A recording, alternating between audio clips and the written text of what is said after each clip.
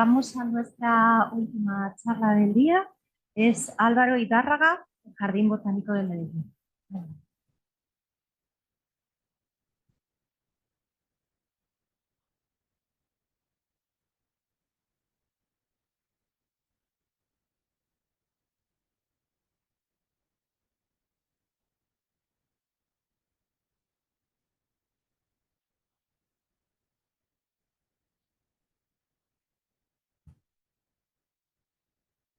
Bueno, buenas tardes. Tocó de último, espero tratar de concentrarlos y que me hagan todas las preguntas que necesiten. Esto es un proyecto que tuvimos y lo que esta vez hicimos es evaluar los riesgos de extinción y acciones para la conservación de angiospermas endémicas del bosque seco tropical en Colombia. Estos son todos los integrantes del proyecto. Esto queríamos resaltar la importancia realmente de todo lo que es evaluar especies endémicas, de categorizarlas y mirar todas las acciones que podemos hacer a través de los jardines botánicos en Colombia. Para nadie es un secreto que el bosque seco tropical es tal vez el ecosistema más amenazado en todo el mundo, no solo en Colombia, sino en cualquier lugar del planeta. Y lo que vemos ahí en la imagen es que al parecer, cerca del 42% de los bosques tropicales están en ecosistemas de bosque seco. Pero también tenemos que decir, bueno, ¿y qué hace como que sea un bosque seco? Y ese bosque seco tiene unas características muy importantes y muy particulares. Por ejemplo, las precipitaciones son inferiores a 2.000 milímetros anuales. Generalmente uno puede encontrar meses donde la precipitación incluso es menor a 100 milímetros. Otra de las cosas es que los periodos de sequía a veces en todo el año van variando. Y esos periodos de sequía realmente son muy determinantes en el establecimiento de las plantas en este tipo de ecosistemas. Y otra de las cosas también que tiene es que la evapotranspiración, esa relación de cuánto se pierde por humedad y cuánto gana, generalmente es negativa. Entonces, eso hace de que estos ecosistemas sean muy frágiles. En un trabajo que hizo un profesor de la Universidad Javeriana en Bogotá, mostró que en 2002 este ecosistema realmente era digamos, el que tenía mayor grado de amenaza en Colombia. Y él lo categoriza como que es un ecosistema que realmente está en peligro crítico.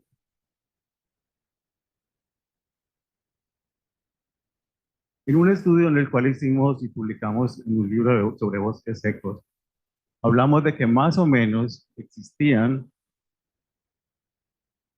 cerca de 2.569 especies, más o menos 1.049 géneros, 180 familias. A partir de ese dato inicial, que fue la primera vez que nos sentamos a compilar realmente cuál era la diversidad de estos bosques, seguimos aumentando estos datos. Y en estos momentos, ven la otra cifra, hasta ahí vamos. Y con seguridad esto cada día va creciendo más. En ese momento teníamos cerca de 85 especies endémicas.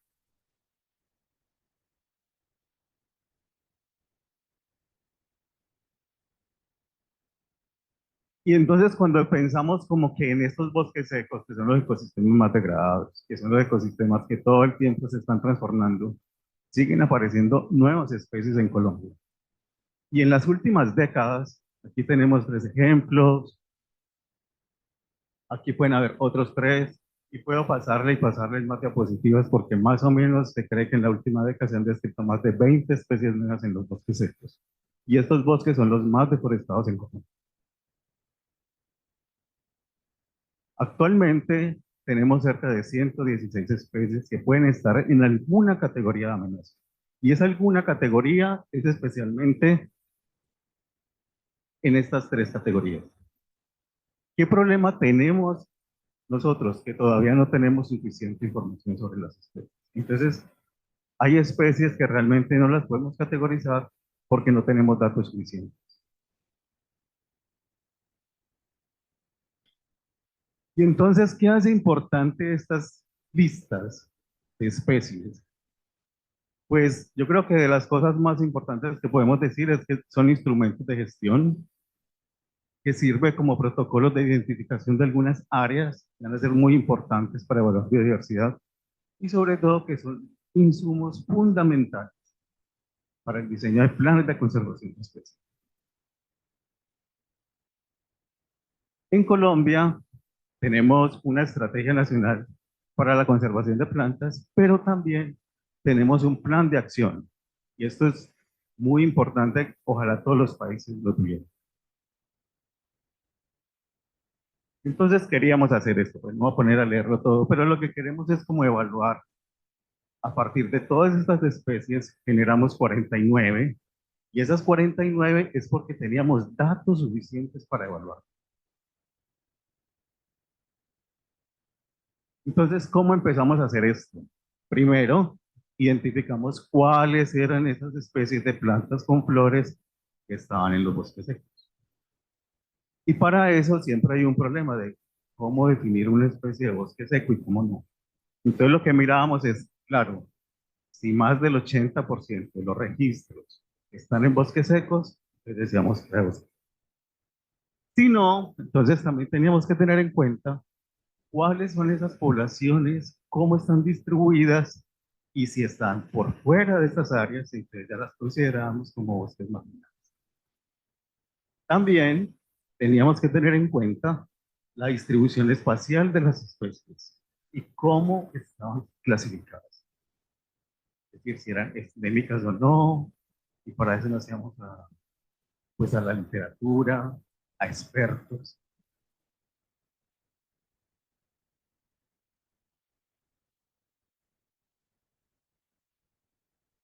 Algo muy importante que hay para nosotros hacer este trabajo fue la importancia de los herbarios.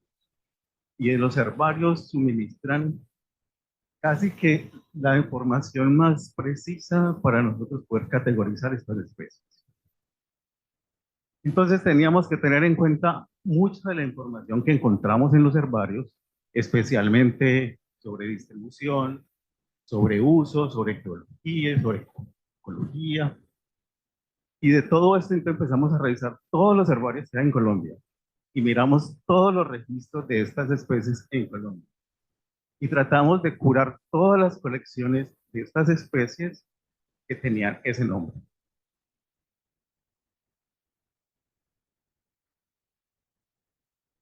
¿Qué más teníamos como para empezar a hacer el trabajo?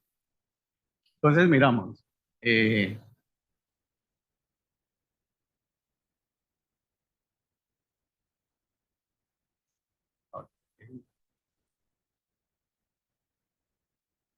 entonces empezamos a mirar cuáles eran las categorías de amenaza para cada una de estas especies. Entonces teníamos qué lineamientos habían en las listas rojas, teníamos también ausencia de información. Y esto era una cosa muy importante porque cuando hay esas ausencias, uno no sabe cómo categorizar. Y entonces tendríamos que mirar en las ausencias cómo eran los registros de los tamaños poblacionales. Usamos el criterio B porque generalmente es el parámetro más, los que más tenemos. Y por último también calculamos las áreas de extensión y las áreas de ocupación. Utilizamos también, en Colombia existen los mapas de bosque y no bosque. Y estos son muy importantes para mirar, para poder evaluar la fragmentación severa y la disminución continua.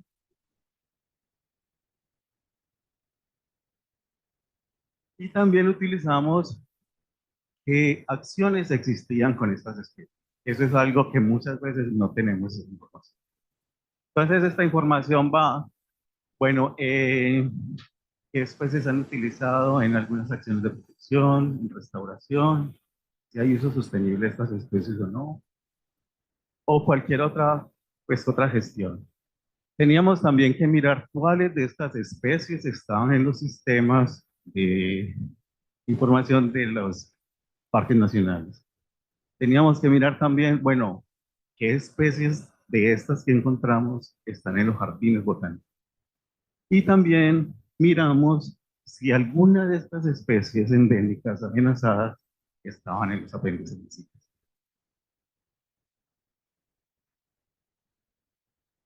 Entonces, ¿qué encontramos? Esto. De las 49 especies seleccionadas, todos los punticos como como ocres, no sé cómo lo ven, son los registros que obtuvimos. Las partes verdes son los bosques secos, como ven en el mapa, y entonces encontramos 43 géneros y 28 familias de las seleccionadas. Los hábitos de crecimiento, y a partir de este entonces empezamos a mostrar todo lo que encontramos. Encontramos cómo están distribuidas estas especies por regiones en el país. Y esto es muy importante porque también nos va mostrando cuál es la tendencia de cuáles son esas áreas que están más deforestadas y cuáles no. Miramos también, entonces, una vez con todos los datos, hicimos la evaluación. Y la evaluación arrojó esto. Entonces, tenemos 7 especies en peligro crítico, 17 amenazadas, 7 vulnerables, y esas otras 18 como cerca a estar amenazadas o con preocupación. Pero vemos acá, cerca del 63% estarían en riesgo de la extinción. ¿Qué más tenemos entonces acá? La identificación de estas amenazas. ¿Cuál fue la principal? Obviamente no fue una sorpresa, destrucción y degradación del hábitat. Y esto tiene que ver mucho más allá pues de la misma problemática que tal vez hay en todos nuestros países, es que se observan que en estas áreas sigue habiendo mucha tala selectiva de especies. Actualmente, y más ahora con esto de sequía, pues los incendios ha sido otro factor que desafortunadamente afecta a estos bosques. E incluso también quisimos meter la cacería porque muchas veces cuando algunos cazadores van por fauna, detectan ciertos árboles y los talan.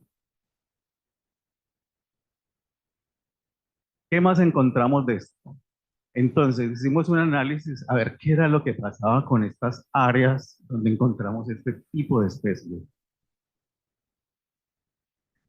Y desafortunadamente vemos que la mayoría de todas las especies están en parches de bosques que tienen menos de 10 kilómetros cuadrados. Es decir, que son muy pequeñas, que realmente pues, se van a ver más afectadas. Otra de las cosas es cuál es la distancia entre esos parches de bosques donde están estas especies. Y vamos a ver de que están más o menos entre 25 a 100 kilómetros. Es decir, que estos parches realmente para conectarse van a tener grandes problemas. Otra cosa era con el índice de huella humana. Y este sí fue más fatal porque entonces vemos que donde hay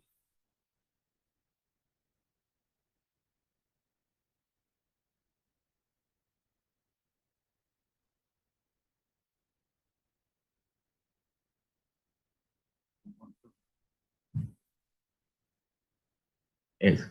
Entonces ahí vemos qué pasó con estos índices de huella humana. Pues la mayoría de las especies están donde los parches están más degradados.